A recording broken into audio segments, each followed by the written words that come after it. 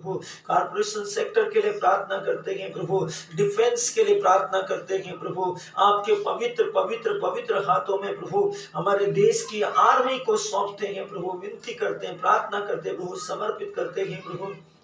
प्रभु हमारे देश के सभी संचालकों के लिए प्रार्थना करते हैं, क्योंकि आपका वचन कहता है तीमुथियुस की पत्र के अंदर की प्रभु यीशु मसीह ने कहा है कि हर एक व्यक्ति सबसे पहले राजा और अधिकारी और हर एक ऊंचे पद वालों के लिए अनुनय विनय विनती प्रार्थना और निवेदन अर्पित की करते रहे।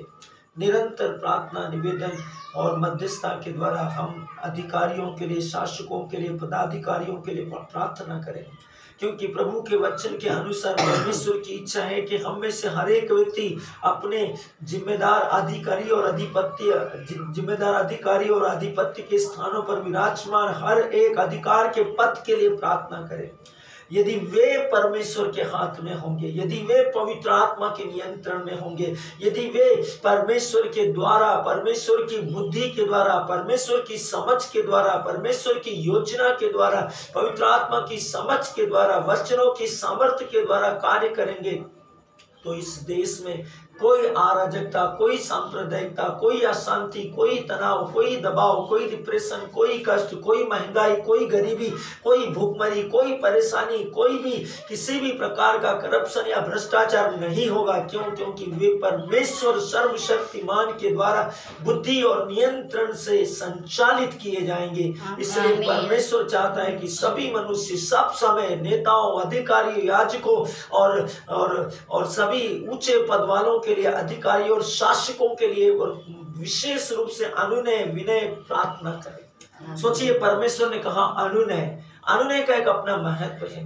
गिड़गिड़ा के नम्रता के साथ में, विनम्रता के साथ प्रार्थना करें, विनय के साथ में परमेश्वर के ऊपर संपूर्ण रूप से निर्भर होकर धन्यवाद दे उनके पदों के लिए कि प्रभु आपने उन्हें हमारे अधिकारियों के रूप में चुन लिया है, आपने उन्हें हमारे शासकों के रूप में चुन लिया है, आपने हमें एक बेहतरीन आईपीएस दिया है, एक बेहतरीन टीआई दिया है, एक बहुत शानदार विश्वास योग्य धर्मी आज्ञाकारी आपका भय मानने वाला कलेक्टर दिया है प्रभु। आपने हमें एक एमएलए दिया है प्रभु, बुद्धिमान एमएलए, आपका भय मानने वाला विश्वास योग्य धर्मी और न्याय का पक्ष लेने वाला एमएलए दिया है, सांसद दिया, प्रेसिडेंट दिया, प्राइम मिनिस्टर दिया।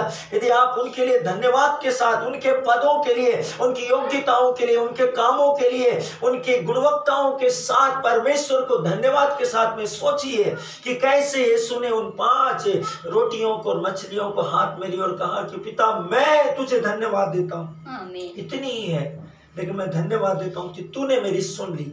यीशु की एक इच्छा थी कि इस भीड़ के साथ में मैं इसको बांट सकूं, और परमेश्वर ने यीशु मसीह की उस भली योजना के ऊपर ब्लेसिंग दी और वो रोटियां बढ़ते चले गए और 5000 से भी अधिक लोगों ने खाया। जब हम धन्यवाद के साथ में अपने अधिकारियों के लिए, शासकों के लिए, परिवार के लिए, जीवन के लिए, रिश्तों के लिए, संबंधों के लिए, कलीसिया के लिए, पुरोहितों के लिए, धर्म बहनों के लिए, धर्म भाइयों के लिए और कलीसिया के अधिकारियों के लिए, कलीसिया के अध्यक्षों के लिए विशेष रूप से प्रार्थना करते हैं, आग्रह के साथ, विनय के साथ, नम्रता के साथ, दीनता के साथ, धन्यवादिता के साथ में, अनुनय विनय के साथ में, हियाव के साथ में, तब कलीसिया उन्नति करती है, राष्ट्र उन्नति करता है, देश उन्नति करता है, आस पड़ोस उन्नति करते हैं।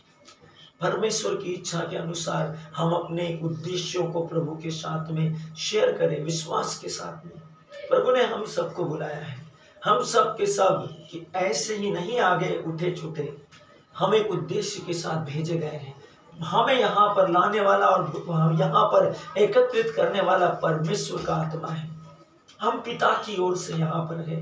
परमेश्वर की एक योजना है कि हम अपने ध्यान में, अपनी समझ में, अपनी बुद्धि में, अपने नॉलेज में, अपने ज्ञान में, जितने लोग हमारी याददाश्त में हैं, हमारी जितने सिस्टम हम जानते हैं, उन सब का प्रतिनिधि है हम उन सब के प्रतिनिधि के रूप में परमेश्वर की बुद्धि और समझ के अनुसार यहाँ पर है, ताकि हम उन आवश्यकताओं के लिए, उन जरूरतों के लिए, उन परिस्थितियों के लिए, उन व्यक्तियों के लिए, उन थके मांदे और बोझ से दबे हुए लोगों के लिए प्रार्थना कर सके। हम एक उद्देश्य के साथ, पिता की इच्छा है कि हम यहाँ हैं।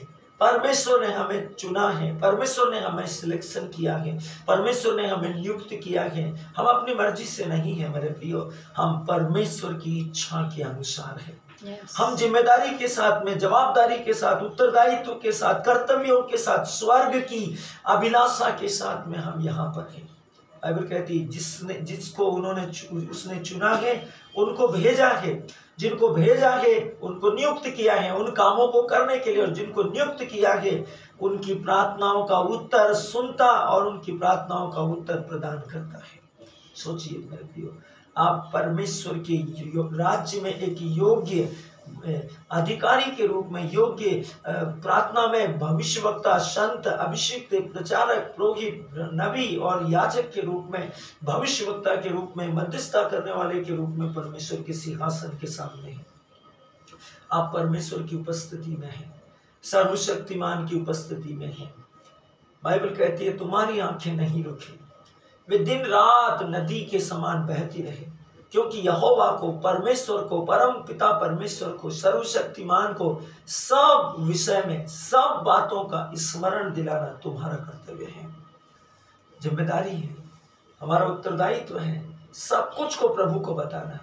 हम 1 घंटे में नहीं बता सकते हैं, लेकिन हम आत्मा में उस 1 घंटे में सब कुछ कर सकते हैं। जो कुछ, जिन उद्देश्यों के साथ में हम हैं, हम कर सकते हैं। इसलिए यीशु ने सामरी स्त्री से कहा था कि वे दिन आएंगे जब लोग सच्चे आराधकों के समान, वे यरूशलेम के मंदिर में नहीं बल्कि आत्मा और सच्चाई से जहां होंगे वहीं पिता की आराधना हृदय और आत्मा की सच्चाई से करेंगे। परमेश्वर के अनुसार, परमेश्वर की योजना के अनुसार, परमेश्वर की इच्छा के अनुसार, परमेश्वर की मर्जी के अनुसार आप, मैं, हम सब यहाँ पर उपस्थित हैं। हमें से हर एक पिता की इच्छा, पिता की योजना, पिता की मर्जी, पिता की अभिलाषा के अनुसार है। यीशु ने इसके विषय में बहुत साफ साफ शब्दों में यूहन्ना के सुसमाचार में कहा। जब आप अध्याय 5 को देखेंगे आपको पता चलेगा। उसने कहा मैं अपनी ओर से कुछ नहीं कहता हूँ, जिसने मुझे भेजा है मैं उसमें जो कुछ वो मुझसे कहता है वही मैं कहता हूँ।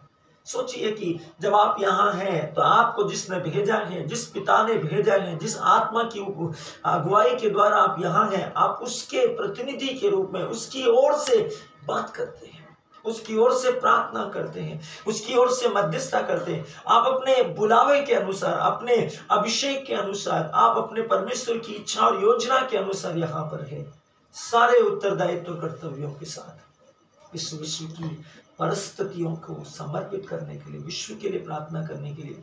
सोचिए कि क्यों वचन में लिखा है कि बुलाए तो बहुत है लेकिन चुने हुए थोड़े हैं। आज के इस सोमवार के दिन की प्रार्थना के विषय में मेरे ख्याल से बहुत से लोग जानते हैं, लेकिन आप ही लोग हर बार क्यों यहाँ होते हैं? क्योंकि बुलाए बहुत है, न्योता बहुत से लोगों को दिया गया। विवाह भोज के उत्सव के बारे में सोचिए कि कितने लोगों को बोला गया।